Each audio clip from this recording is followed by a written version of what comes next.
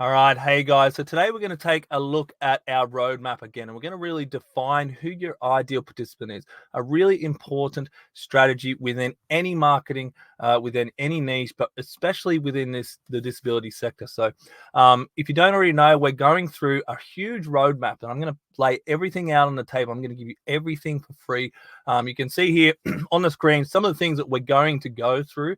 So this is going to be probably a 20-ish show video series where I'm going to pump them out and I'm going to hand it all to you for free and really give you a roadmap on how to market your NDIS business specifically, because I've been in the disability sector since 2005. My name's Greg Chadwick, and I'm the founder of Chadwick Digital Marketing and NDIS strategic marketing agency and web design.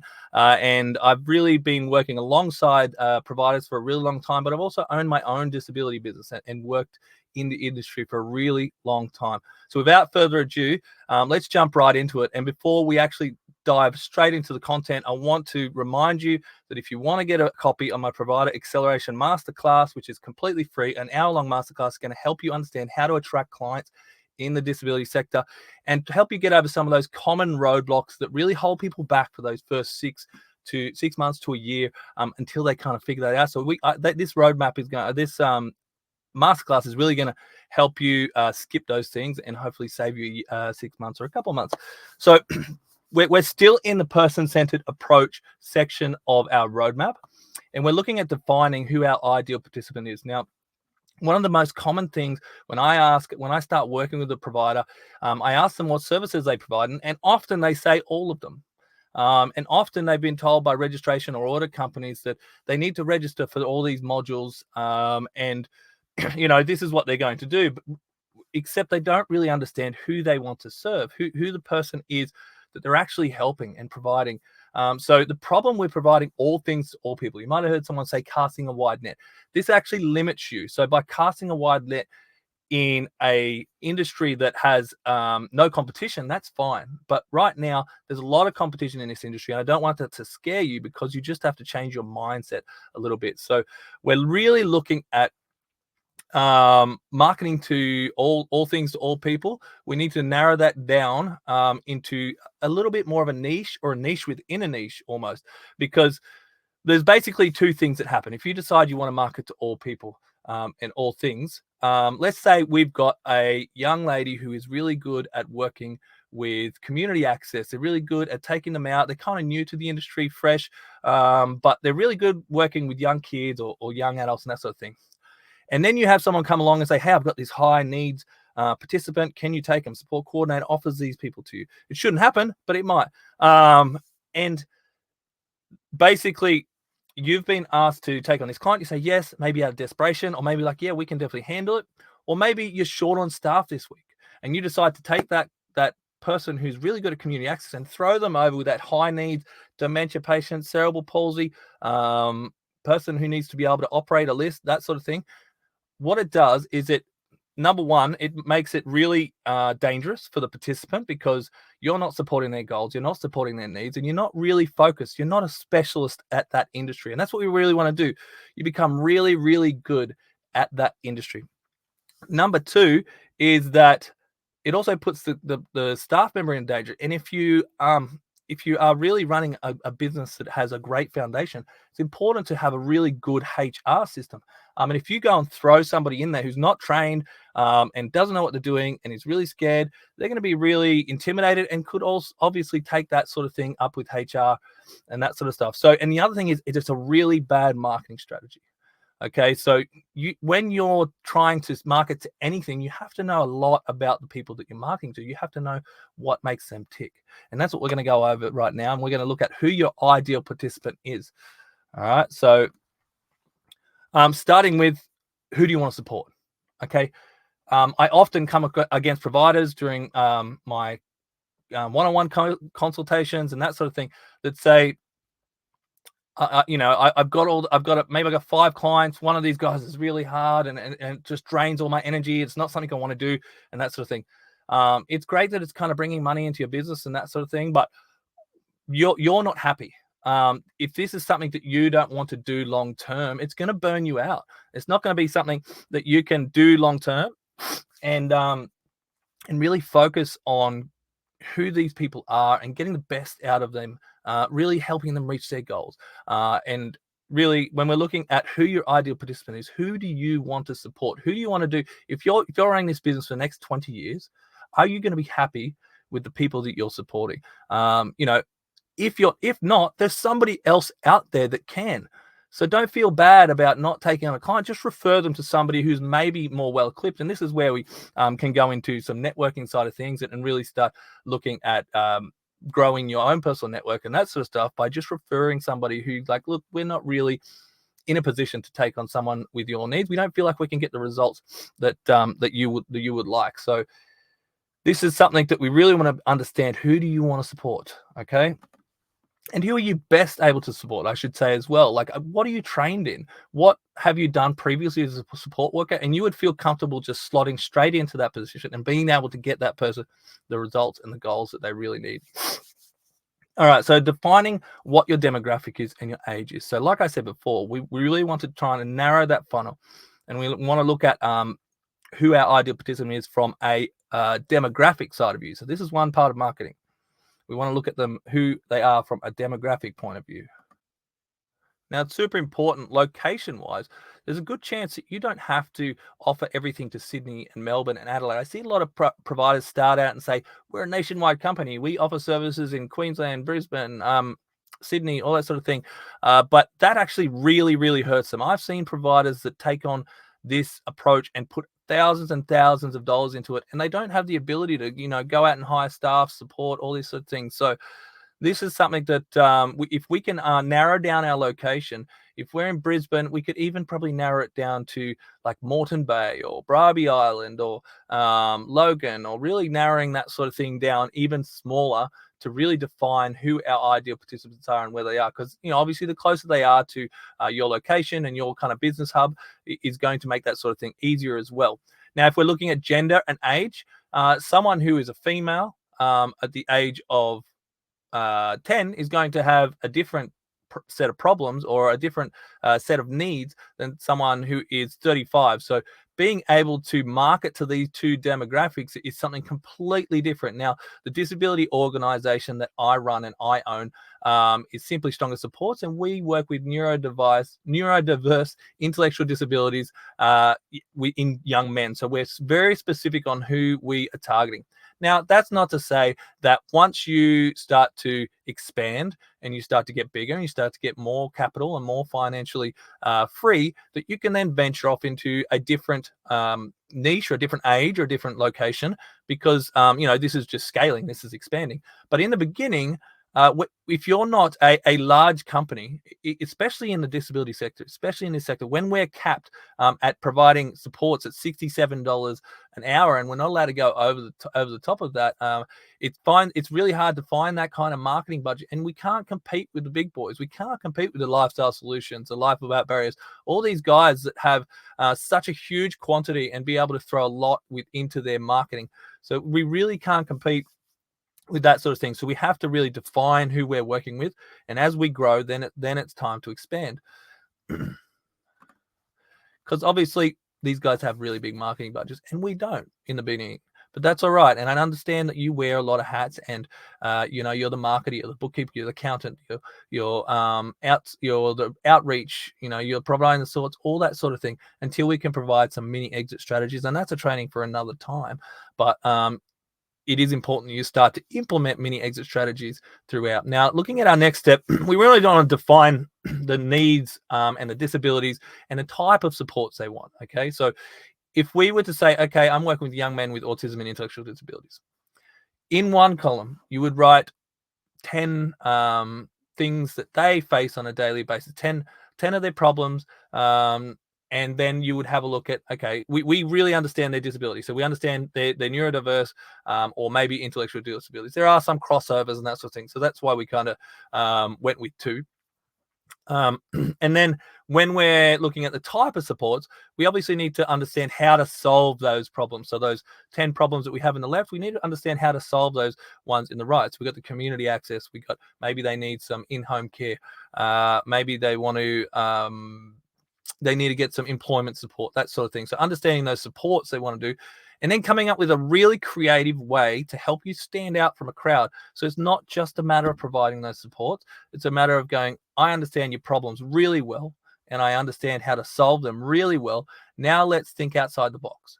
Now let's make something creative, let's make something fun. Let's get those endorphins releasing in their brain so that by the time they finish your activity or by the time they finish whatever it is, they're like, wow, I love that and I want to come back, or that really helped me.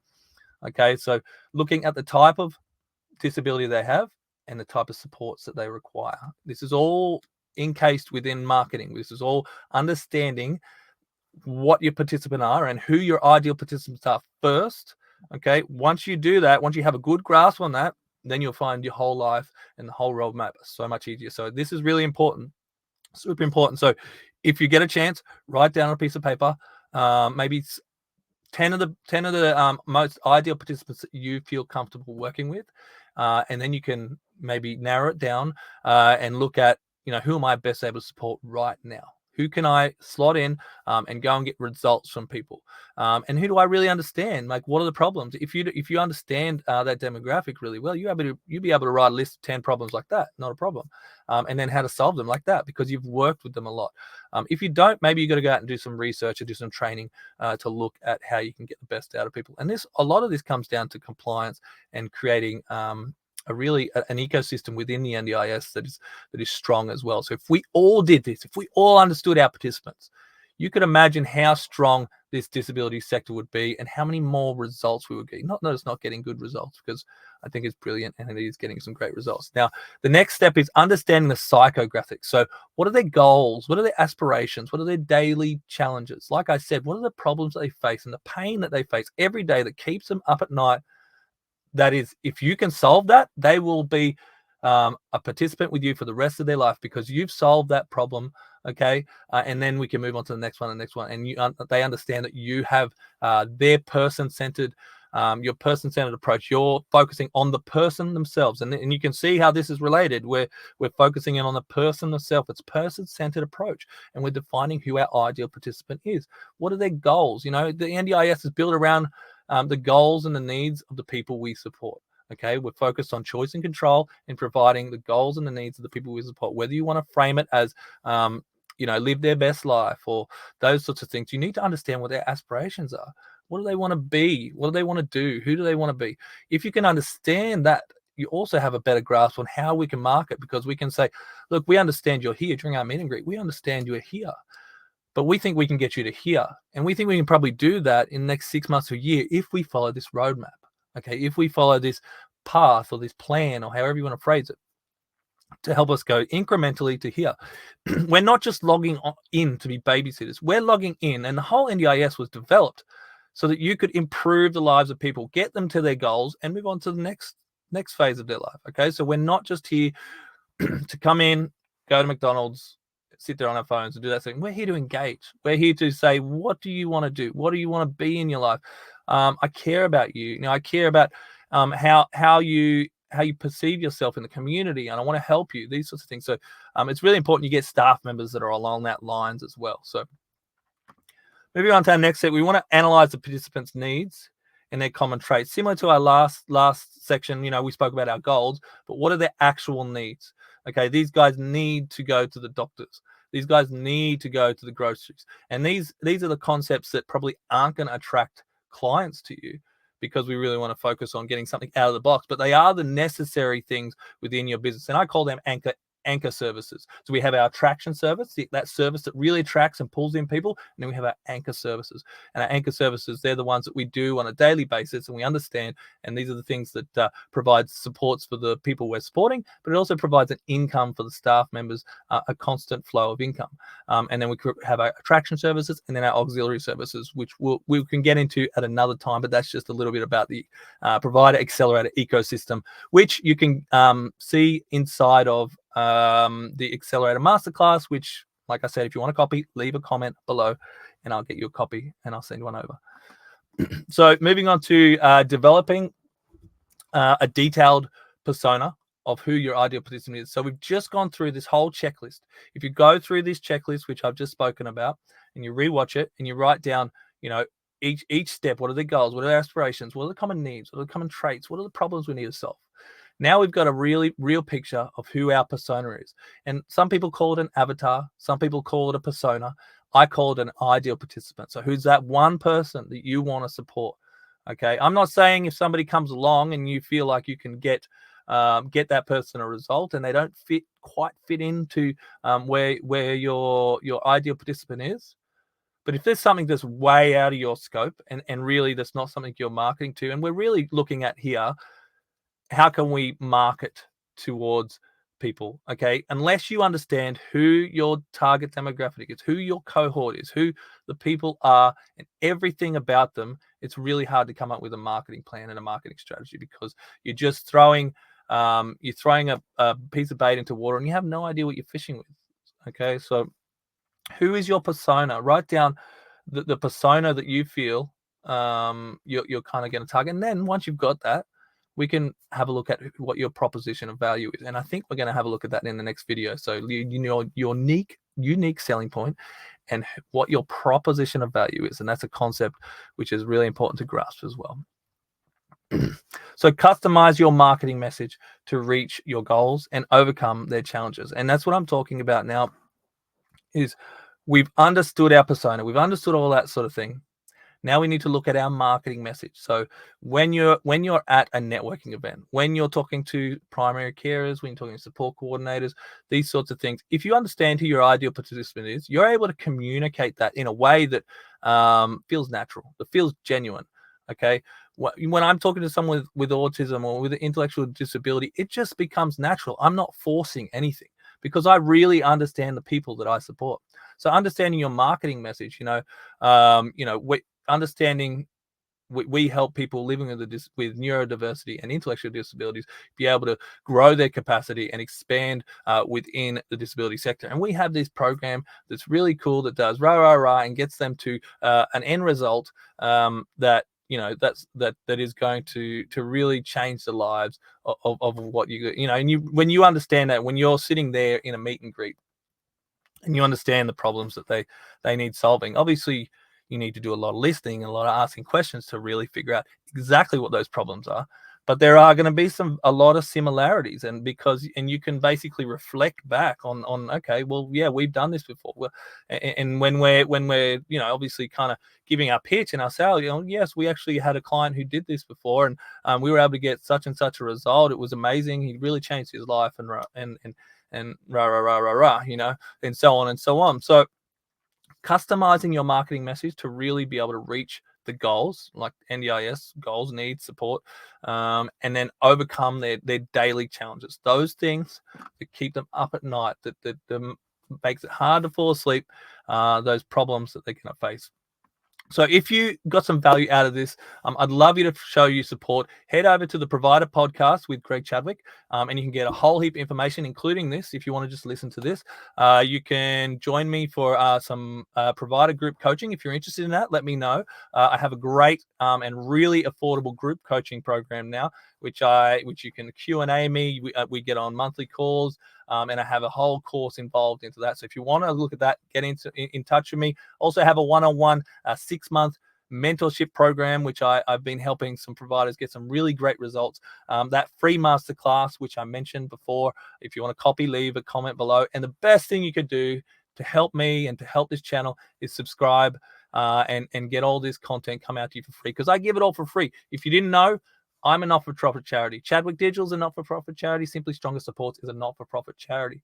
So my advocacy is really to help NDIS providers get the best out of their services, so that that sort of stuff trickles on, because I believe education is the key.